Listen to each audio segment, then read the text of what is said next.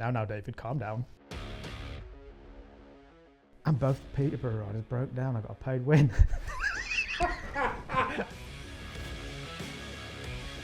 But It's a really good story, David.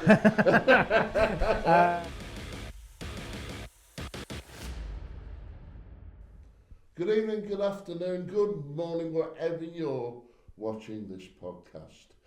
They said it wouldn't last as long as a Katie Price marriage, but I beg to differ. It's FPP, Forever Panthers Podcast, episode 2. Last time we brought you a legend. I'm going to introduce in a moment, and not just a legend for Peterborough, but a legend for the UK. However, at the time of recording, we're into Speedway season. It has started. Dan Bewley's already won the Craven Shield up at Bellevue. What a good lad he is. Looking forward to the Grand Prix this year. And we have a new upper echelon club. That's never been said about Northampton before, but it has now. Northampton has a Speedway team. Let's just hope that in the future we have coming up Northampton, Peterborough Speedway derbies. What a prospect that is. But enough of this. Do we have a guest for you? Courtney, do we have a guest for them? Absolutely. You're damn right we do. A Panthers legend, a British Speedway legend, as we're going to delve into. He was a Thundercat. He's been British under-21 champion. He's done Grand Prix. He's been all over the shop, as I found out with doing my research to this, not just in the UK, overseas. And he's still very, very much involved in the sport in his second hand. It gives me great pleasure to introduce the legend. That is Mr. David Howe. David, good evening. good evening, how are you? I'm living the dream, sir. What about you? Oh, well, I'm living. You know, pleasure. I have to say, when we walked in, the last time I saw you run a bike, you're actually competing, and you don't look, even though your wife doth protest, you don't look much older. Oh, I definitely feel it, so thanks for the compliment. No, maybe that says more about me than you, but no, it was meant well. Where do we begin with this journey? You're born in Leicester. Yes. Now, I can't tell you what, I'm not going to say what ages, we've just done that you are, but why Speedway? Well, it started from when I was, I think, 4 or 5, not Speedway, but my dad used to ride grass track, you know. So when I was old enough to be left on my own, which now my dad, I think it's horrendous, but me and Dad used to go to grass track meetings when I was like 4 or 5, and I'd be off in a field all day on my own. He'd just leave some money in the van, and I feed myself. And my daughter's nearly 15. We couldn't do that with her now. So, so then it was just grass tracks for a couple of years or whatever, and then I didn't know about Speedway. Obviously, being that young, it didn't really enter my radar. And then Dad took me to Long Eaton one Wednesday. Ooh. And from then on, I was hooked. The days of still where the cars could pull up and park on the back straight. Park on the back straight. Yeah. Oh wow, that's so okay. Leicester, Long Eaton. There's an East Midlands connection there. Why not Long Eaton? Why Peterborough as you developed? Peterborough were better to me. No, it's obviously I was. I was riding a lot of tracks. Dad took me everywhere. Second halves, weekends, practicing and whatnot. And I don't know why we were at Peterborough. We must have been watching a meeting. I don't know. It wasn't somewhere we went regular. And maybe Dad was on the lookout for me to ride there. Maybe, I don't know. Because this would be 1994. But Dad knew Dickie Greer from the grass track. So he asked if I'd been riding about 3 years by then, and he asked Dickie if he could, I think he was clerk of the course then, if you could get me a ride after the meeting or whatever. And like Dickie said, can he ride a bike? Is he all right? And yeah, don't worry, he's safe and whatnot. And so the next week I'm I want to say my first ride at Peterborough was before the meeting. I don't remember riding it after maybe my first one. But my first ever ride at Peterborough, I'm pretty confident it was a race against Scott Nicholls, Jason Bunyan, and Adi Thompson. And I was on a 350. They were off. Scott Nicholls, I think, the next week was in the Panthers team.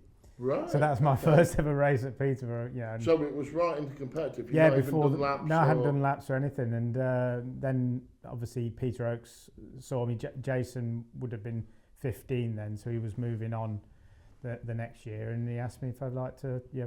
When exactly? Well, not exactly, but what year was it? 1994. 94. Yeah. Right. Okay. So talk to us then about the development from being spotted, being found, if you will, and then the development into what eventually became in '98 the Premiership winners. To that, and we'll go on and have a little section on obviously the following year with the treble winning. I was again. You asked why I picked Peterborough over Long Eaton. Peter Oakes gave me tremendous opportunities. I was a couple of years before, say, Simon and Ollie at Peterborough. They were more the junior grass track. I stayed on the Speedway, but I used to get rides before every meeting on a Friday night, and after the meeting, I was made part of the team as well. I wasn't just somebody who rode before the meeting and rode after. If they had back then, it would be '95. I remember they had days out. The team went playing golf and go-karting and I was invited to all these things as well. So it was a great experience for me. And then obviously wherever Peterborough went, I tried to go as much as we can as well away tracks. And say from a young age, I remember being at Bradford. I wasn't riding at Bradford. I never rode Bradford, but Peterborough at Bradford, and I'd gone up with Peter Oakes in his car, and like Sam Tizar just saw me in the pits. I'd been 13 then, right? And he's like, right, you can be my mechanic tonight. And so I was just always part of the Peterborough setup. So it was never. I know at end of '96 when I was getting towards I was 14 then. I was riding at like Wolverhampton on a Monday. There was no racing in England on Tuesdays, obviously then. I'd ride at Long Eaton on a Wednesday, Sheffield Thursday, Peterborough Friday, and Wolverhampton wanted me to sign for them. Yeah. Because they were running the next year. I think it was Long Eaton and Wolves had a joint. It was amateur league then team, and they wanted me to sign for them. And Long Eaton were putting quite a lot of pressure on me to sign, but I said no, I'm staying at Peterborough, and this would be June, July time, and they just stopped me riding. They wouldn't let me ride anymore at Long Eaton after a meeting. So that kind of, I made the right decision. You're obviously not interested in me. You're interested in what I can offer. Where with Peter Oakes and Kevin Hawkins, it was just totally different feel. And obviously then the next year it was '97 when I stepped up into the amateur league. How was that? That was fantastic. I was always it was a strange for me as a junior, because especially '96, because that was the year they brought out the 15-year-old rule. Yeah. So suddenly all these 15-year-olds stepped up, and like your Paul Lees and people like that, and were gaining race experience. And I was just riding on my own for a year because I was better than the 14-year-olds. Yeah. So I needed to be racing against the 15, 16. And it was a difficult year for me. So the next year, to be in that league environment, and what turned out to be a fantastic year for the team and the club, it was amazing. It's interesting you say that, because of that, in such a sport like Speedway, you're of that age. You're in your mid to late teens, and you're obviously. I mean, you were touted as everything from world champion down. Yeah. No, let's be fair, you were at one point. However, you've got to deal with that at that young age. Were you confident? Were you confident in your abilities with your background at that point? Very, very, very, very confident back then. in that winter, the 96-97 winter, Peter Oakes was actually trying to get the rule changed to allow me to race in the whatever league the Division 2 was then. I don't know what it was called. I can't remember. I think the National Premier League. It was Premier League. Yeah, and he wanted me to ride into the Premier League at 15, and I was quite happy to do that. I'm glad it didn't, looking back. But I would have just stepped up. I was quite happy. Various reasons why I'm pleased in mechanical knowledge, my bikes, and just general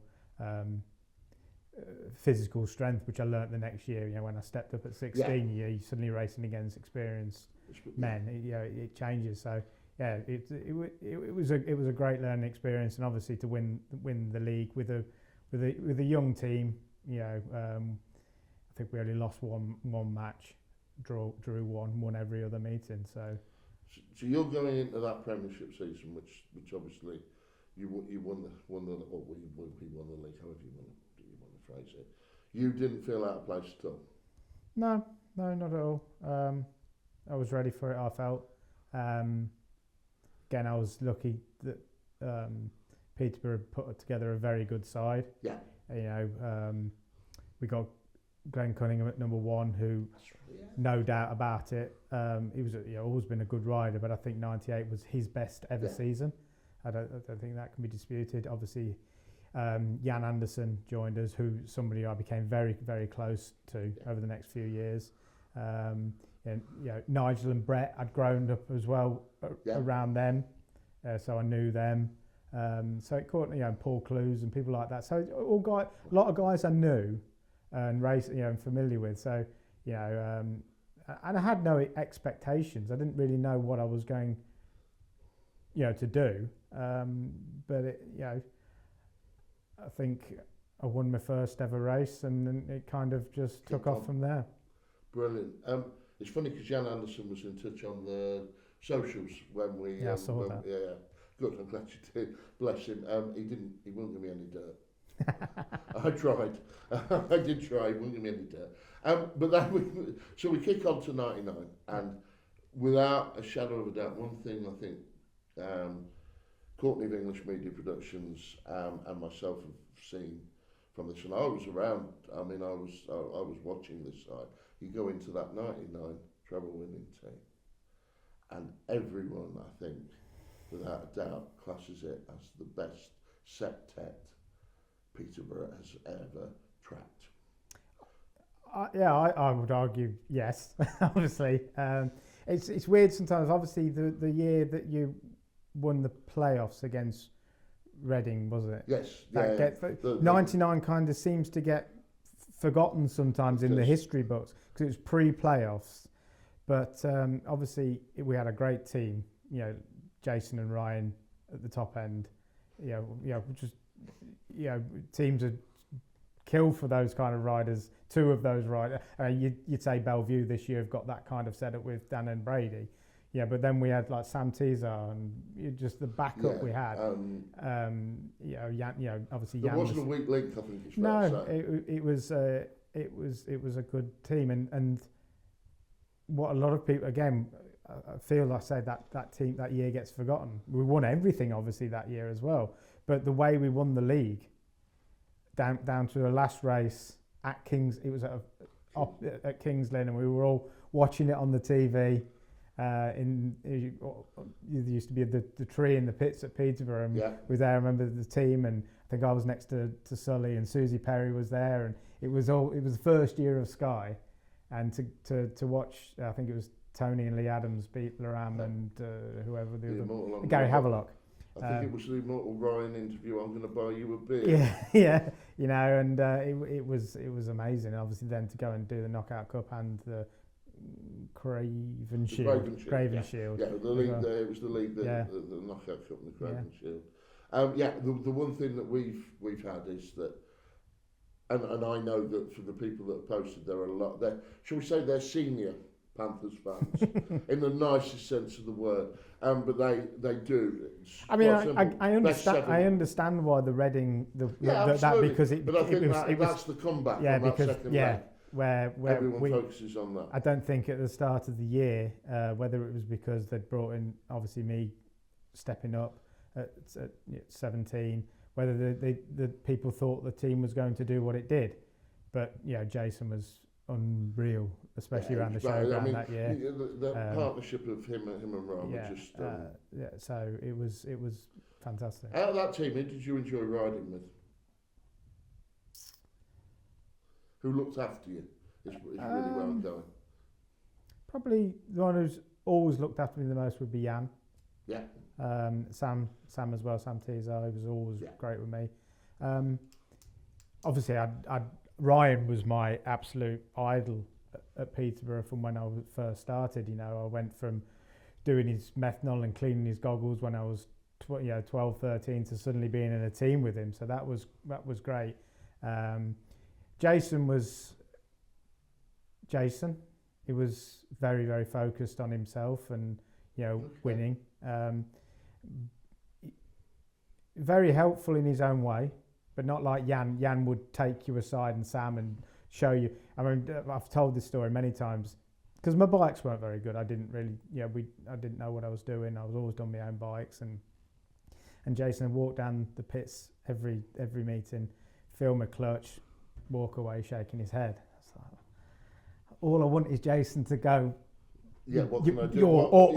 What's the problem? And I think it was the last meeting of the season. I've obviously done something right because he pulled the clutch and spun the way. Right, bike feels good, Dave, and walked off. I was like, well, thanks, but what have I done? Yeah, what's happened all year? But no, he was an inspiration to watch on track. I got the guy. Untouchable. Yeah, he was fantastic. That was the year he won the Elite League riders? At Coventry. In the wet, wasn't it? It was raining. Yeah. Go rest it. So, great. Yeah. I love brand. Okay, that's interesting. So, you come off this 99 season. You must have felt untouchable. Well, yeah, I'd been in 3 leagues and won 3 league titles and other stuff. And I found it difficult later, middle of the season in 99. I had a really tough spot. I bought an engine. Part of my contract deal, I got an engine bought me, and Jason was with Klaus Lausch in Germany, and we got the engine from Klaus, and I got on this engine, and it was absolute. I'd never sat on anything as fast. Wow. Nothing was. And it was that good. Even Jason said, if you want, I'll buy that engine off you.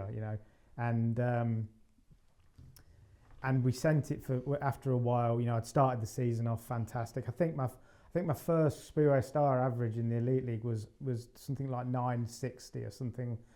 From reserve in the Elite League. I was like, I remember looking in the Peterborough Telegraph. They all the teams and the lineups and stuff. I remember because I'm still a fan. I was ticking off all the riders, these heroes that I'd watched. I remember I beat Thomas Gollop, I beat Joe Screen, I beat these, And I remember thinking there one day, I've made it. It's the next step for me is Grand Prix. Yeah, go on. And from then, it went downhill. Oh, really? No, kind of. But this engine, we ended up sending it to an English tuner to service and stuff, and it was a bit like your brake pads in your car. I didn't realise it was getting slower, and the brake pads were getting worn until suddenly I was really struggling to score points, and we ended up sending it back to Germany. And Klaus was like, where's all my parts? And bits had gone missing. So I kind of picked up, but that came in a time when I moved from reserve to number 2, which was a big step. Suddenly I'm on the start line with Jason, not watching him. But I finished the season off all right, and I was fairly happy. Like I say, I'd won those 3 leagues. It was like everything was gold.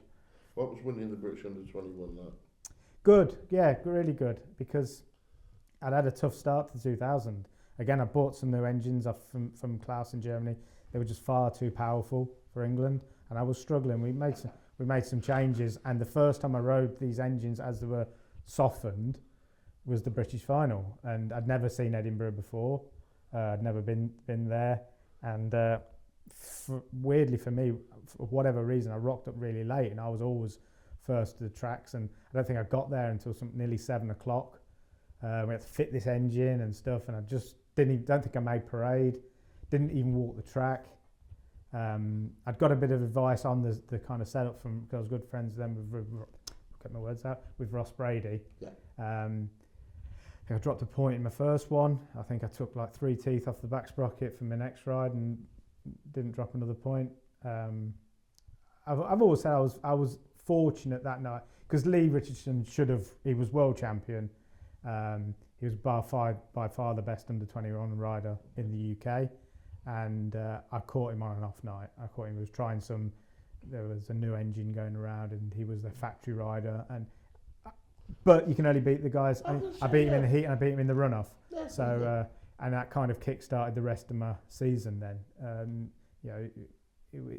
That was the first year where I stayed in the main body of the team, didn't drop to reserve, didn't start reserve. So it was another step up, even though I probably didn't look like I'd improved a lot. I felt I had. Yeah, that's a very valid point actually. Not starting at reserve, but just establishing a top 5. Yeah. A top 5 slot for the whole season. I mean, there's not many people that can say that. Let's face it, they're British under 21 champion in an era. No, an era when I mean, this country produced good quality young riders. Yeah, and I said them years there was like Lee, Scott Nichols, Lee Lanham, all these guys, Andre Compton, Stuart Robson. There were good crop of riders. I'll come on to Scott in a bit anyway. So I want to talk about your other British clubs. You eventually moved to Wolves, which in your intro and your opening answers that now makes some semblance of sense. Why, as the fact you picked Wolves, but what actually prompted it? What was the I need to move on? Couple of reasons. One, for 2001, the World Under 21 final was coming to Peterborough. Obviously for myself and Simon, who hadn't really ridden much but he was still part of the background. He's very good friends with the Jarvises, who were promoters at the time. Obviously he was seeing when he was going to step up, he would come to Peterborough. But they changed the track. They widened it to make it FIM standard. Yeah. And I went out on press and practice day, and I hated it. Instantly, it wasn't Peterborough to me anymore. The way I rode changed, and I never ever got to grips with it. Didn't enjoy it. I think if I'd have come there with, no preconceptions, it was a good track. Don't get me wrong, but the way I rode the old Peterborough, it didn't. It affected me. It affected the way I rode it, and then but I did okay. 2001 wasn't my best year, but I did okay. And then I think it was 2 weeks before the British and the World Under 21 final, because we'd had a qualifying round there that year as well. We had the quarter final. I think Lucas Drimmel won that. I finished second. I think Hampel was third, and did the same. And then the 2 weeks before the World final, I was doing a league match, and Lucas Drimmel and Jarek Hampel turned up.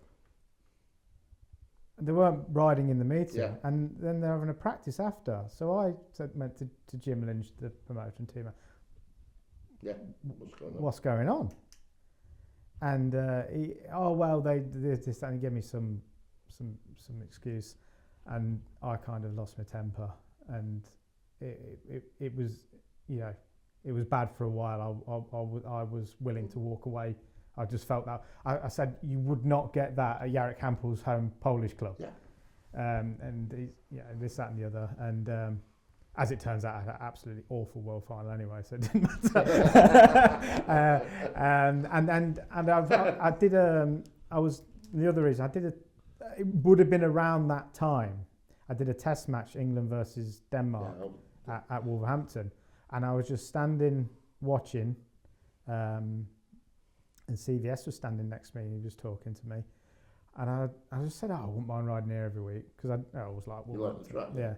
And he went, well, just message me at the end of the season and make it happen. We can't do anything now, obviously you contract to Peterborough. And so from then on I thought, well, I'm going to Wolverhampton next year, and it was as simple as that. It obviously proved to be, because apart from, am I correct, one odd season, you had a very long period at Monmore. Yeah. And then you had one odd season at Oxford. Yeah, I got sent exiled to Oxford. Okay. You want to talk about it? I suppose I can do. It's not. It's your choice. It's yours. It was actually. It's something. It was. And he's kind of half admitted to me after CVS said something stupid. You've got to take in the context of Wolverhampton. At this pre-season get-together, they were asking about the team and whatnot, the other. And I think I was something like 7.5 point average. Right. And he said, it was a straight choice between David and Sam Malenko. But we picked David because he's younger. Now, you've got to remember Sam at Wolverhampton. He's a legend. And Sam didn't take too kindly to that either. And I can see why. This 22-year-old suddenly taking his slot at Wolverhampton. And I just felt he was targeting me. I went out the press day and Sam was practicing there. He's driving for Peterborough that year. And I hadn't even done a lap and he was suddenly racing me, and it felt he was trying to prove a point that he was better.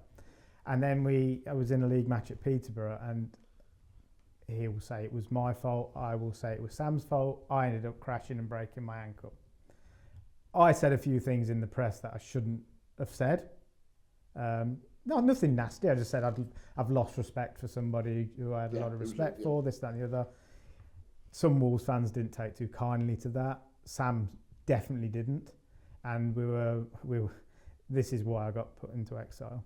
I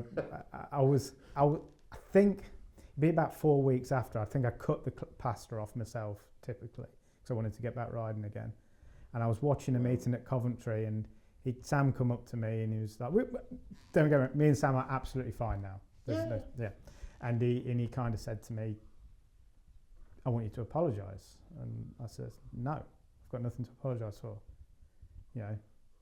Leave it at that. And he kind of got a bit riled up with me and told me if I was a bit bigger, he'd kick my ass. So I went, go on then. And then it kind of happened at Coventry.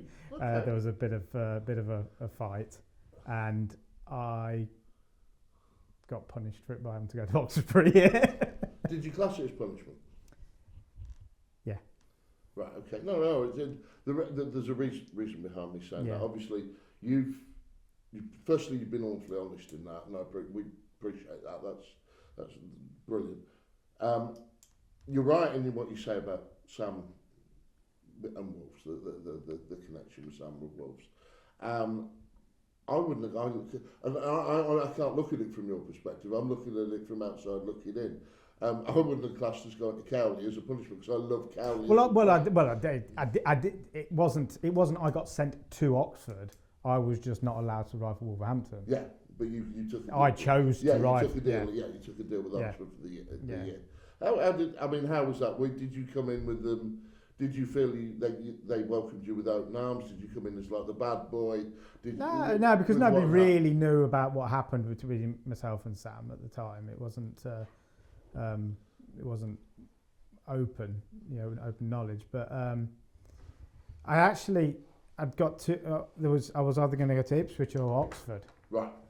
And I'm not a very good negotiator. I'm kind of expect the promoter to go, this is what we'll pay you, and I 9 times out of 10 say yes. And I don't know why I did it. I was speaking to John Louis, and I really liked Ipswich. It was a track I always liked, and and I went in absolutely crazy with the deal, so, almost like I didn't want to go. Right. When you do something and you gave me the option to say no, and it was absolute double what money I'd ever been on. It was absolutely crazy.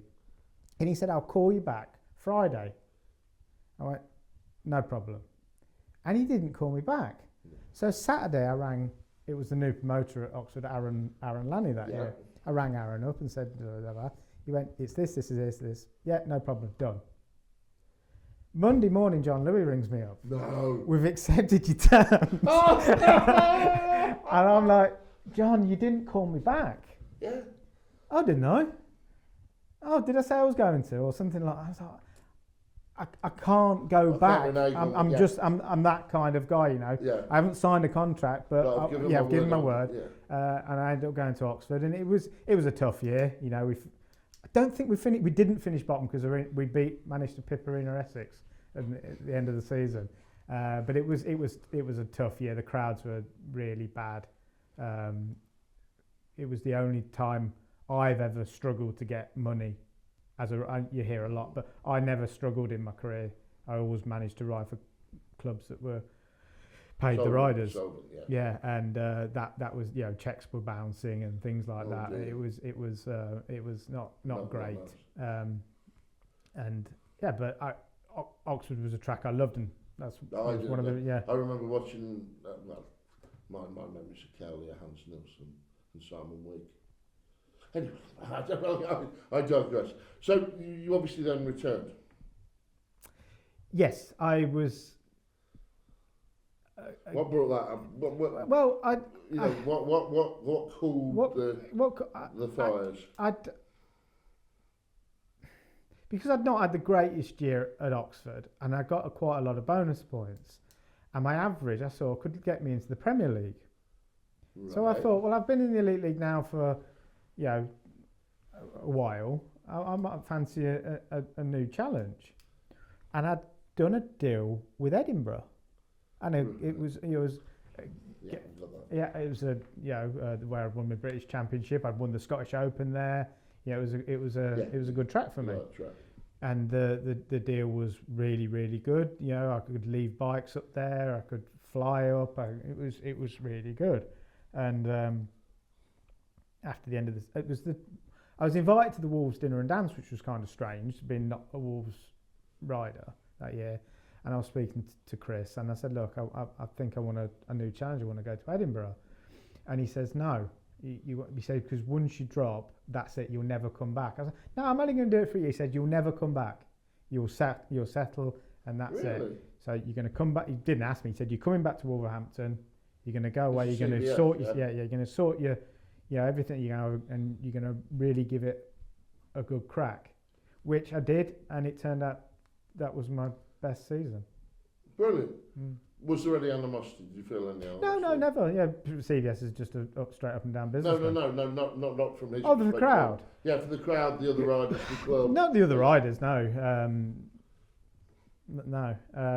But you smiled. Then. You smiled at a very poignant moment, Mr. Howe. Well, there was something you want to get. No. Yeah, obviously Sam was a tough rider, and I think he'd rubbed a few riders up the wrong way during his career, and as we all do. Yeah. And some were happy. It's not ballet. No, some were quite happy that, you know, what happened.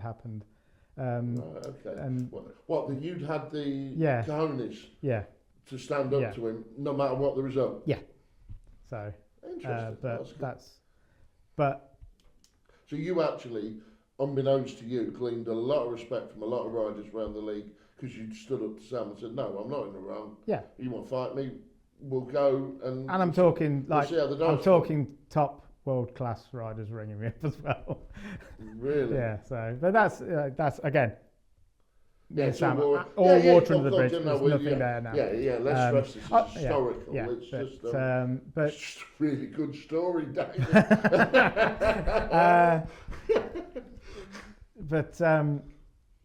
There was I always had a weird reception at Wolverhampton from the fans. It's a very not my first or second year, but as it went on. And Wolves was a very strange crowd dynamic, because you'd got a lot of ex-Cradley fans who went there just to boo the Wolves riders. Oh, really? Yeah, because they hated Wolves with a passion. They didn't go to support; they went to, verbally abuse. And then also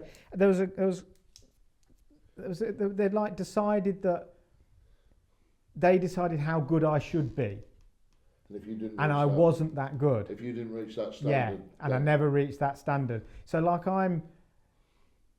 obviously they've closed now, but I was still, I think, the 9th highest ever point scorer for Wolverhampton. Really? And every year my birthday goes and it's never mentioned, and then you get, and I've got nothing against, I get on very well, but you get Wolverhampton legend Wayne Carter, happy birthday, Wolverhampton legend Stuart McDonald, happy birthday, and I don't get, and it's like, because I didn't reach where perhaps probably even CVS and the Wolves management, I kind of get forgotten. Well, I'd still finished, I think my overall Wolverhampton average was just a fraction under 8 points. So I went there when I was 19 years old, and back then the Elite League was tough. And my all-time average is just under 8, and the 9th highest ever point scorer. Because I was having a laugh at, I think it was the Olympic towards the end of the year before, I was talking to Thorsell, and I said, "You're not going to pass me now. I can't do it."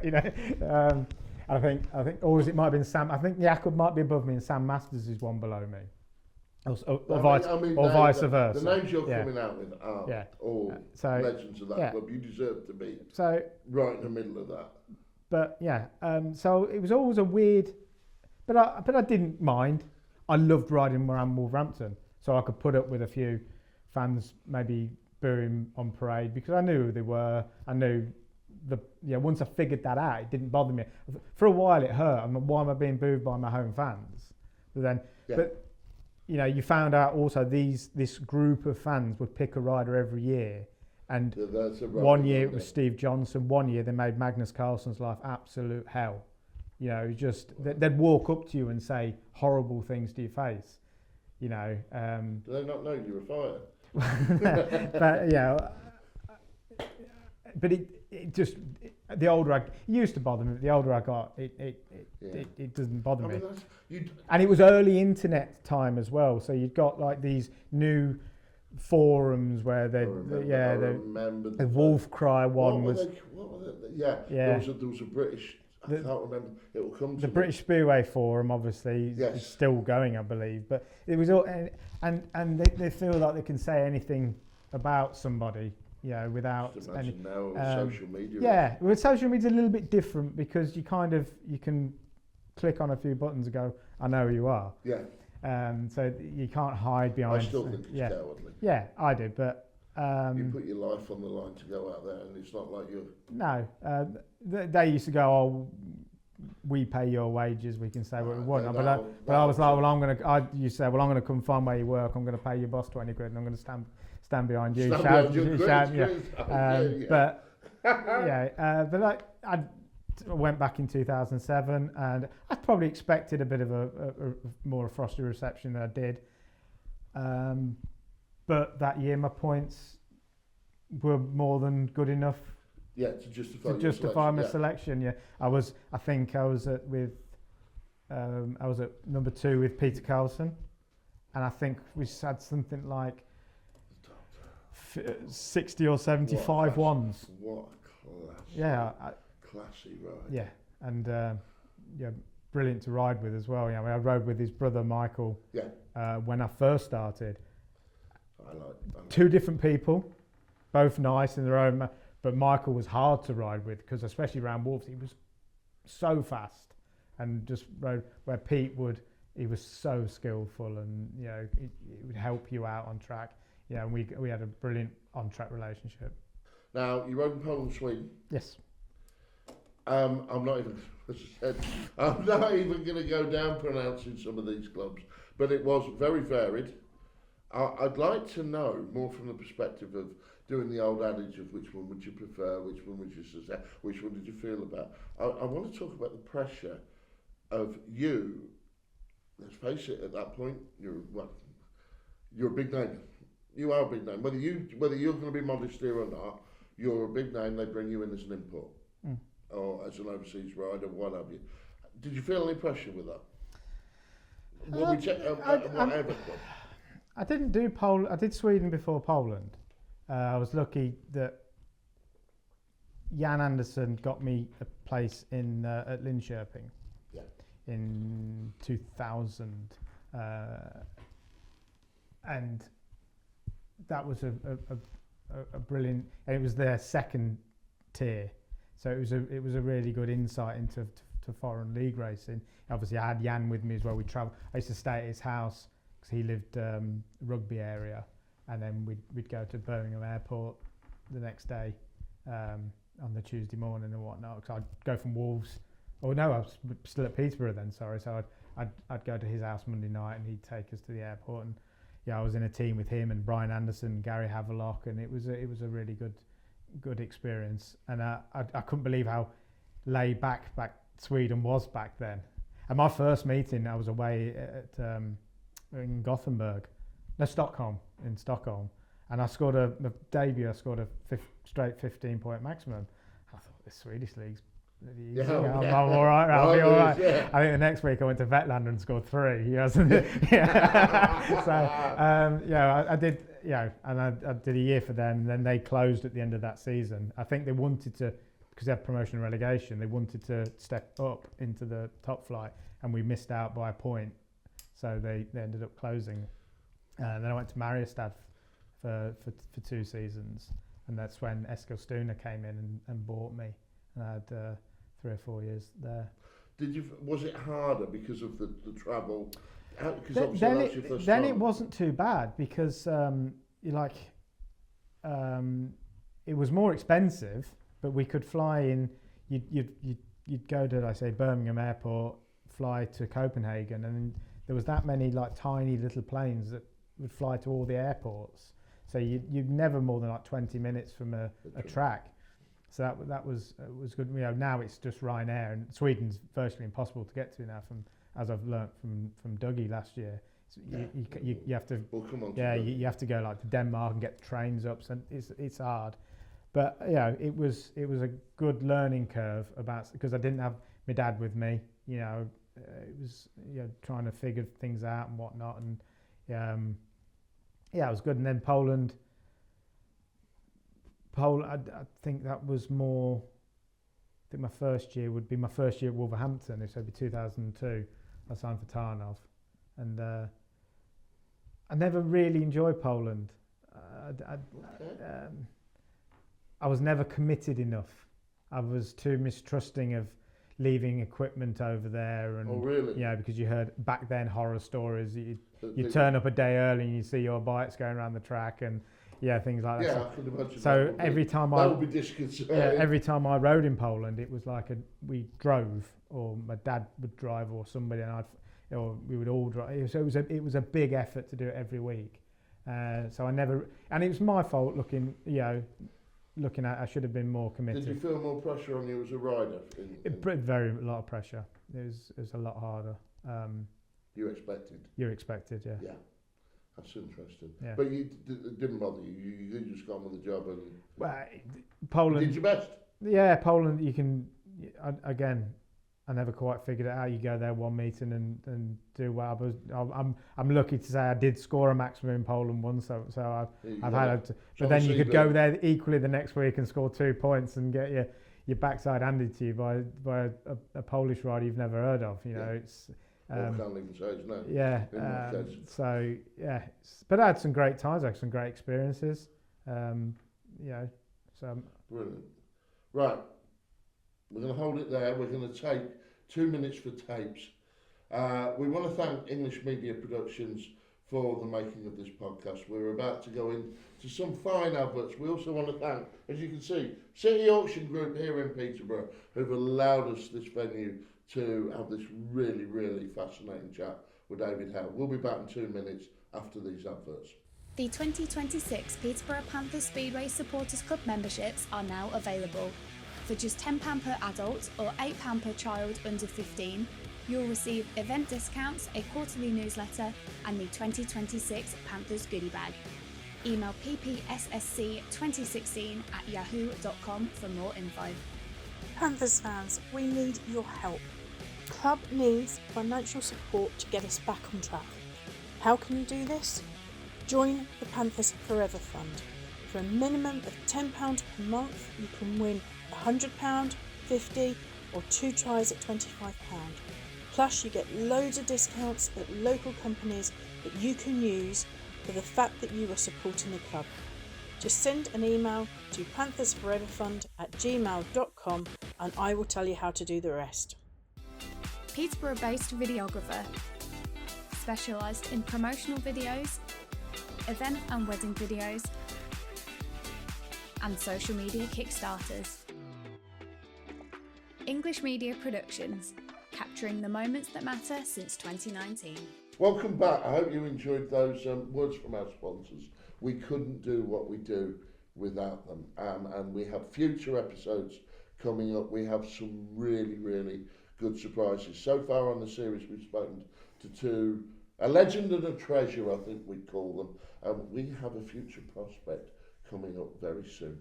Keep your eyes on the Forever Panthers Podcast socials. And today, yes, today, it's been announced. Check the Forever Panthers Podcast socials.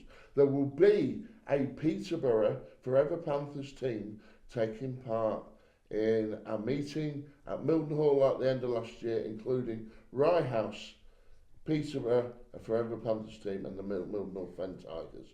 Coming up very, very soon. Keep your eyes. It was only announced today. Check the Forever Panthers socials. Join Forever Panthers. Every penny is needed. We are winning this battle to get Speedway back to Peterborough.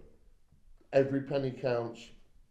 Good people doing great work, and this is all part of it. Your support is appreciated and welcome. Anyway, on that note, let's get back to the legend that is David Howe. In the break, you gave us a promise. You teased us with a funny story about the British Under-21 final, and you said, in your words, I went a bit Ivan Major. Please tell us that story, David. Oh, no. There was obviously the British Under-21 thing between myself and Simon kind of happened over those 4 or 5 years, and it was quite for that one week of the year, it was quite a vicious rivalry, I'd say. And obviously I won in 2000, and 2001 I meant to have knocked Simon off. Well, I did knock him off, but I don't think he really had to go into the gap. I got excluded. He won his first British Under-21 title. And the next year was at Sheffield, and it went to like the Grand Prix format, the old Grand Prix format. Yeah, 2 bad rides you ever done. And I'd never really gone at that time that well at Sheffield, and somehow I limped my way into the final, and made the start, and I was leading it. And the last bend, Simon did the typical Sheffield move into bend 3, but he must have come from a hell of a long way. And I ended up crashing, and there was a bit of an incident and stuff. But after all that settled, I ran out. I was speaking to the referee, and he was saying, no, he didn't touch you. And I was like, well, the big tire mark I've got, kind of tells a bit. And I said, why would I fall off leading a British Under-21 final on my own? Yeah. And I said, because also you got to remember, I've not finished. I've just not only not won the race, I finished 4th. I'm not even on the podium now. Yeah. So that was quite a big difference. And he said no, and so I absolutely lost my temper with the telephone, and it was one of them that were hanging on the wall. Yeah. And I have smashed this telephone to bits, and I'm just smashing this phone. And I just joined Wolverhampton the month before, and CBS is standing behind me, and he was quite a serious, well-to-do, and he's like, no, David, calm down. I've just got the phone. I've got the phone, and I've just gone and put it back on the wall, and it'll fall into bits. I never got fined for that, so that was lucky. Did you not? No, I didn't have to pay for it. Oh well, that's something. Maybe the referee made the referee realised he'd messed up. Referees very, very, very rarely. I've only ever known 2 referees admit that they'd made a mistake. Wrong. Really? Yeah, one was with me with Tony Steele. Fair. He admitted he'd made a mistake. I meant to have knocked Stoney off at a British semi-final at Wolves. It was, and I was nowhere. I wasn't. I don't know how I got excluded. And another one was last year when I was team manager for Scunthorpe. The referee admitted he made it. It's only over 2 times I've known that. Brilliant. Well, that's on a state, and obviously it led on to the the phone incident came from Mr. Richard Butler. It's actually pulled out of the when we go on to the fans' questions. But what I want to lead into is your love affair, and it must be a love affair, and I mean that in the nicest sense of the word, with Scunthorpe. Yeah, it's strange, isn't it? No, I know. It is if you've been to Scunthorpe. I don't consider it strange. I actually consider it a loyalty, and in modern upper echelon sport these days, as we all know, there is no loyalty, and yet here you are. Yeah, well, I've, if you look at my British career, apart from obviously that 1 year at Oxford, and when I was in exile, and the 2015 where I was struggling with my, where I finally succumbed to my injuries, I've always ridden for clubs. I've only classed myself as riding for those 3 clubs really, Peterborough, Wolves and Scunthorpe. Right. Okay. The others were just kind of fill-ins or whatever. But the Scunthorpe thing, that was an accident as well. Things had gone wrong for middle of the season 2008 for various reasons, to do with engine tuners, and I really struggled towards it. I'd started off 2008 on my 2007 equipment, and I'd started off better. I was at I don't know, 1 or 5, me and Freddie Lindgren, and we were regularly 5-1s in heat 13s, 15s. It was, I'd really felt I'd made that step up, and then middle of the season it started going off and off and off, and I was really struggling. And I remember my dad saying, "Dave, do you think your engines are right?" And I was like, "I've got 15 engines, I can't afford them not to be right, And as it turns out, there'd been an issue with my engine tuner, and his brother had a fallout and this, that. Anyway, and that's how I ended up changing to Sean Wilson at the end of that season. And I started picking back up, but I felt quite aggrieved with the way I was treated by the Wolves management. They told me I was throwing my average to get into the Premier League, which I wasn't. But there is a funny story with that as well, that I've never, ever once thrown my average. I was asked to drop some points once, which I subsequently found out, that was this season, subsequently found out it was to get Peter Carlson back in the team and I was going to go. So but that didn't work. But, and then I'd had a big argument with Chris. He rang me up and he was screaming at me because I had a bad meeting at Coventry, which Coventry was always a good track for me. And he says, "Right, I know you're throwing your average. I know you've signed for Exeter because Exeter was getting a new track meant to be at the racecourse that next season." And I said, "That's absolute rubbish. I haven't got a team, this, that and the other." But I was 50-50. I saw my average would let me drop. And at that time I could see I'd gone from 50 meetings in England, and I could see the next year it was going to be down to 25, 28 meetings. And I was like, well, I could drop down a league. I could get double the amount of meetings for half the money and score double the points. Yeah. So I thought financially it made sense. Yeah. So I thought, right, I will, if I'm being accused of throwing my average. How old were you at this point, David? I wasn't that old. Well, no, you've never been that old, all right? 2009. 2008 that was, so 26, 27. Oh, right, okay. I've just been around a long while. Yeah, no. Again, it wasn't ever going to be a permanent thing. As it worked out, the way the league is structured, I ended up staying. Because my first year if you look at, say, a number 1 in the championship now, might score 250 points. My first year at Scunthorpe, I scored 694. So that shows you how many meetings. 600. Yeah, I think I did 80 meetings in the UK alone. So, or I could ride. I could ride in the top flight. But then both the championship had clubs in it. So, but I was at Peterborough and I thought, right, I've been told I'm throwing my average. I'm going to bloody throw my average now. And I went out in Heat 1 and I was pootling around at the back. I thought I'll get a last place here and knock my average down, because obviously I was quite close to the border. And both the Peterborough riders broke down. I got a paid win. So I thought something doesn't want me to do this. But as it happened, Rob Godfrey was there that night.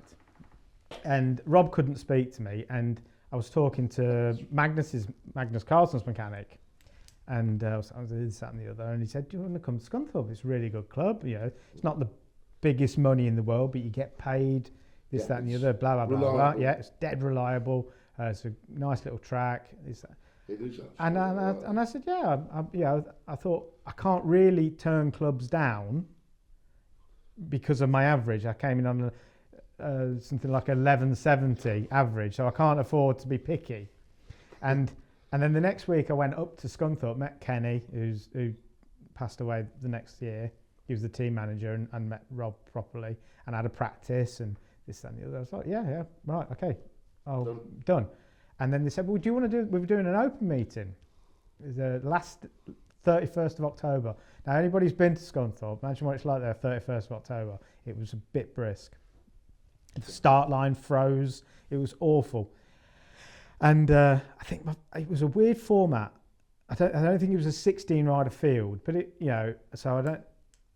But I was like Woofy in it, Troy Batchelor. It was a decent lineup. Okay.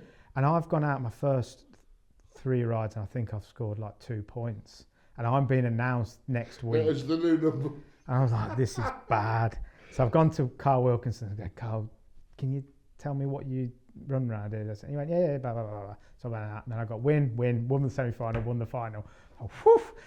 That's a weight off my shoulders, you know. And obviously I went the next year, signed for Scunthorpe, and had a really good year. Got on fantastic with the I mean, I think it took me I expect it to be easier, I will admit. And I dropped down. I couldn't score a maximum, just couldn't get a maximum. And it was like I was putting too much pressure on myself. Yeah. And then when I did at home, apart from one, I've got to tell that story. One race, I got excluded. I didn't drop a point in round Scunthorpe from about July onwards. Wow. I think I did 50 races unbeaten, apart from the one I got excluded. Wow. And I knew I was going to get excluded. I went out. Now the red card signed, I think Matt Skregoric, a Slovenian rider, and he was a bit wild. And we'd rode at red car the night before, and he'd got roughed up a couple of the Scunny riders and stuff, and bit naughty. And then the next night we're at Scunny, and he'd knocked Magnus off, and I was getting a bit annoyed. And at that stage, I was so confident round Scunthorpe. Yeah. I used to miss the start on purpose. And I went out, and I think he must have been off 1 or something, or the inside. He was definitely inside me, and he took me off in the first corner. And then he did the same something happened in the rerun, and it got rerun a couple of times. And I went to Rob in the pits. I said, right, Rob, I'm going to get excluded now. And he went, don't be stupid. I said, this is happening. So I went out, and I missed the start on purpose. Took about 2 laps. I'm getting wider and wider and wider, and I just come off bend 4, and I have just gone down over gate 1, and he's piled into the fence. I didn't even ride. I didn't even stop. I rode straight into the pits. I think Jo, my wife, she was in the referee's box talking to I think it was Margaret Vardy, and Margaret said, I've got to exclude David. She goes, he hasn't even rang you up, so he knows he's done wrong. Yeah. He's not going to have a major. No, so I didn't even complain about that. But yeah, it was good. And then obviously, it wasn't like this is a lifetime. I want to stay at Scunthorpe forever. But I felt I owed Rob. I had Workington and places like that ringing me up, offering me a lot more money to go there. But I said I owe Rob another year. Yeah. Because he took a gamble on me on a high average, which I was never going to keep. I ended up 3rd in the averages that year, with just under 10. So yeah, but I was always going to drop. Yeah. So I said I owe him, Till if you get excluded. And then I obviously never left until my injuries got the better of me. Yeah, but you say you haven't left. No, because even now, after retirement. I mean, me and Rob and Gail never fell out, but I wasn't.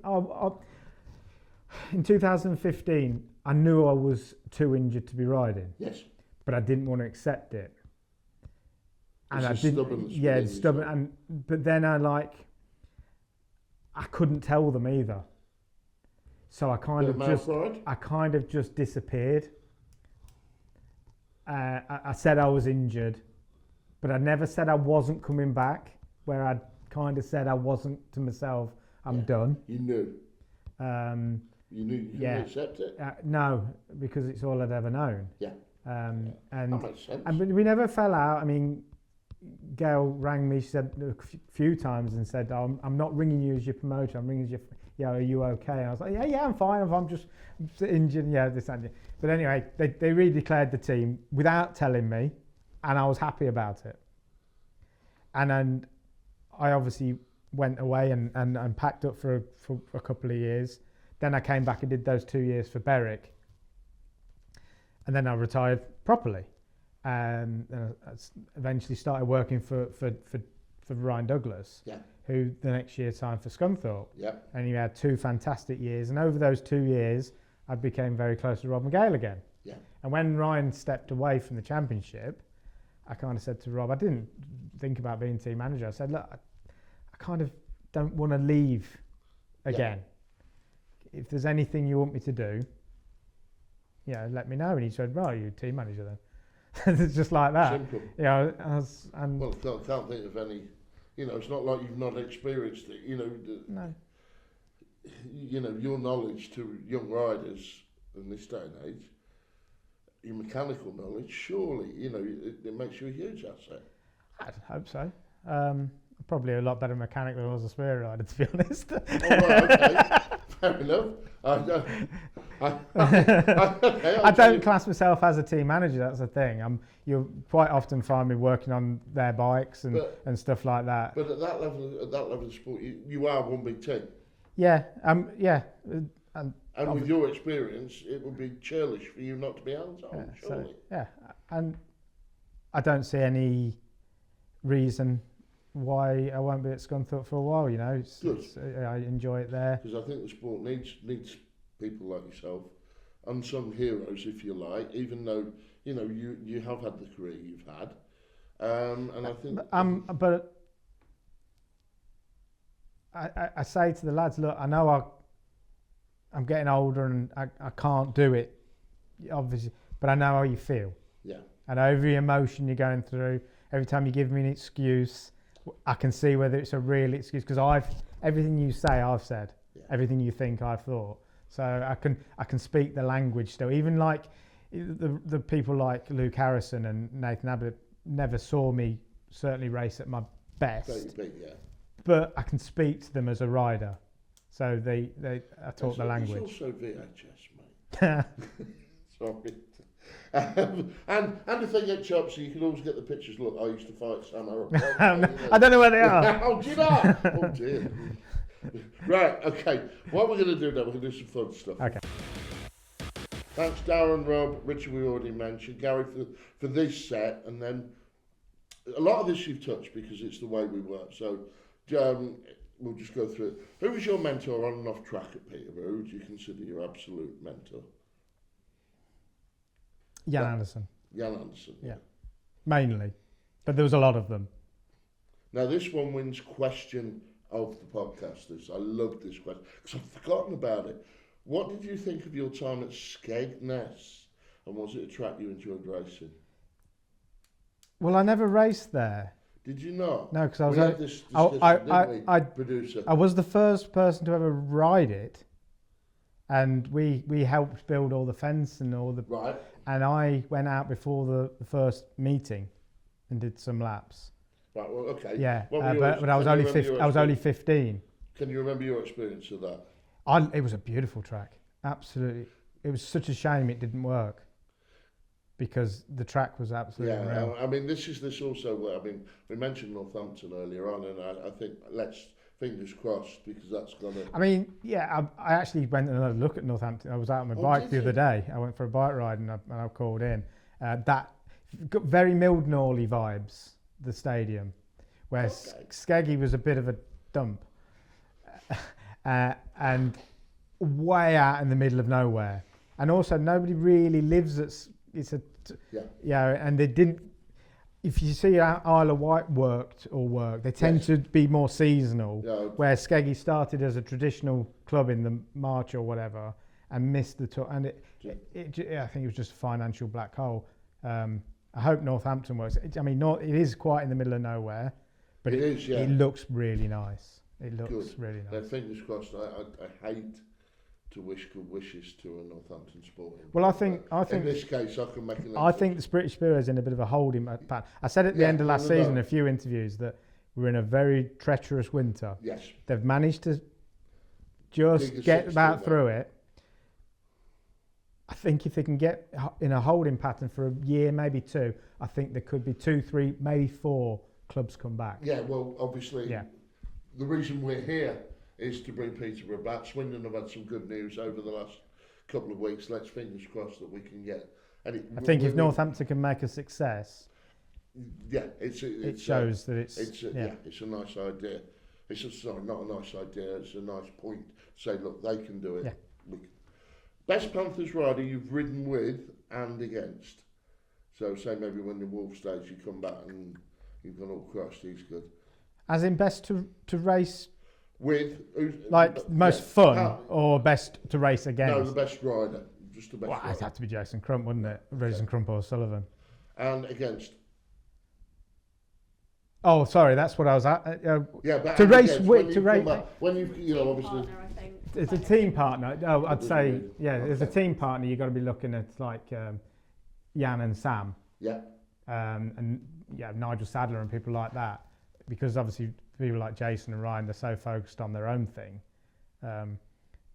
So I'd say as a partner, probably again Yanni's getting a lot of credit, and Peter Carlson when he rode for Peterborough. Yeah, you see, this is doubled up because I've also got what Panthers rider did you enjoy riding with in the heat, which is why I took it as something slightly different with the most. Yeah, well, it's got to be like Jason. And again, this is I think this is a reasonably obvious answer. In all the seasons you were at Peterborough, which was your favourite and why? I don't think that is obvious.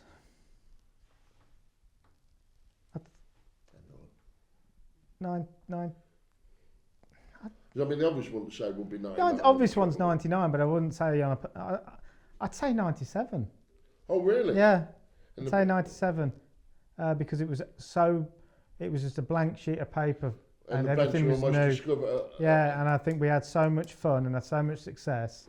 I think that was such a great stepping stone. Just discovering that you actually, I could do this. I'm good at this. Yeah, that's interesting. Look, no expense spared on this podcast. Thank you. There we go. Should I know the answers though? I knew 2 of them. So, okay. But and the winner is. Well, look, I've not done that before. Okay. So damn me for my interview technique. Question 1. Which Panthers rider was the 1999 Elite League Riders Champion? Jason Crump. This is a bit personal. Who was the Panthers' Rising Star Reserve in the 2021 Dad's Army League winning season? Jordan Palin. Brilliant, well done. And finally, and again this has been mentioned in the podcast, so last year Panthers made their track return in a meeting for the Simon Barton Memorial Trophy. Who did they ride against? Mildenhall. Yeah, Mildenhall. Brilliant. See, look, well done, Mr. Howe. You're a star. I could just see on the chase next week. Now, finally, the final section. You've been thanking you. Really, I hope you out there, wherever you're watching from, have enjoyed this, because this has been another delight. It's been some of the stories I didn't expect to get out, and I'm grateful for that. However, This is where the bar last time was set considerably low. Mr. Johnson, I'm looking at you. When we do Mount Rushmore, I'm going to ask you a question and it's literally a best of, worst of. Right. So you're going to name me the Mount Rushmore, 4 of them. So we'll start off, simple enough. Your Mount Rushmore food. What's your favourite 4 foods? As in... what do you like to eat? Italian. Yeah. Mexican. Yeah.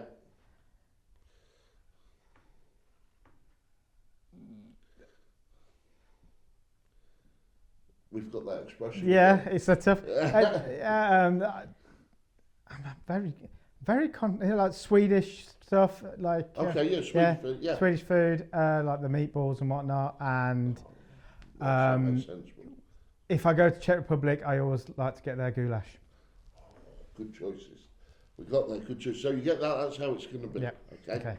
So we're going to go on to favourite movies, your Mount Rushmore movies. You're sat there with TV and you could verbally order 4 movies and they come up, what are they going to be? Goodfellas. Yeah.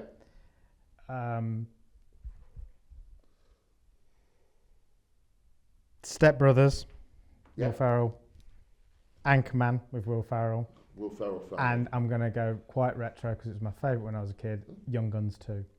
Young Guns 2, not the first one. No. Oh, that could be another podcast, boss. Like that. Okay. So moving on from that, this is the one that caused Carl problems. No. You'll be very surprised when I ask you. Music. What's your 4 favourite bands, artists? I vary. I'd say if... Like your Desert Island Disco. Yeah, if I had to go for my all time, probably Green Day, Nirvana. But then I'll go quite random and say Tupac and Eminem. Brilliant, mate. Well, you picked out one of my Mount Rushmore, which would have been Nirvana. So I'm truly not worthy, Mr. Howe. That's brilliant. Okay, so let's move back onto your more technical side. Mount Rushmore of riders that you've seen. The best 4 speedway riders you've seen. Forget you're a fan now. Yeah, best 4 riders. Ricardson, obviously. Yeah. Jason Crump. Lee Adams.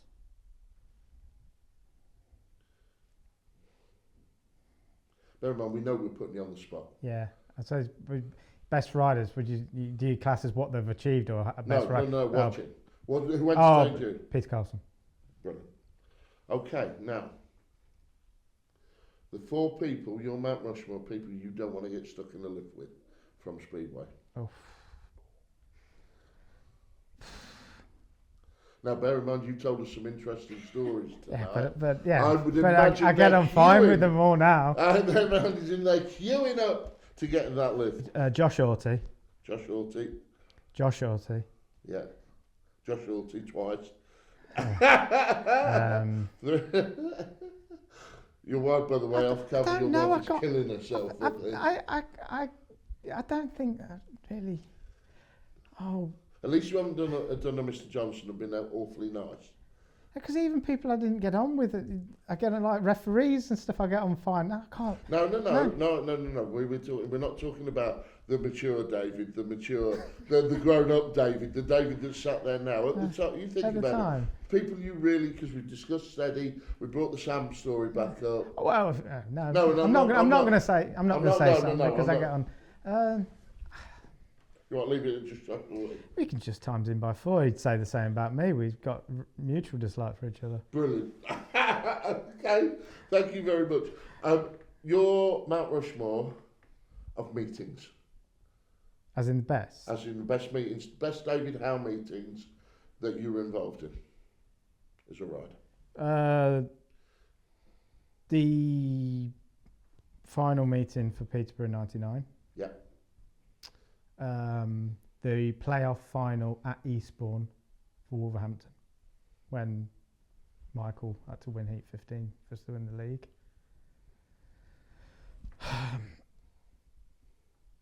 The time I scored 18 points at Newcastle and the team scored 32. I can see why that. Yeah, that was That's a good bit one. of a standout. Yeah, that was a good one. And that means I've been involved in. I wasn't racing because I was injured, but the 2012 playoff final at Scunthorpe, I was there. I wasn't racing in it, but I was involved. But you were involved Yeah, in part of the yeah. part of the squad. Yeah, Scunny shouldn't have won that, and they did, so that was good. Brilliant. Right, David, it's been a pleasure. It's been not. I'm just going to leave it at that because I could eulogise for the next 10 or 15 minutes. Thank you for your time and thank you for coming in. That concludes episode 2. Again, we've gone on longer than a Katie Price wedding. Hopefully episode 3 will be forthcoming. We have, between myself and English Media Productions, we have got some guests coming up. You are not going to want to miss future episodes. Episode 1 is still available. See Carl Johnson Cringe. It's still available on anywhere you get your podcasts. Thank you very, very much to English Media Productions. Any media productions you want, they provide. And also, again, to City Auction Group in Peterborough. Until then, till we're back in there, however long it is, take care of yourself and enjoy your speedway. Good night.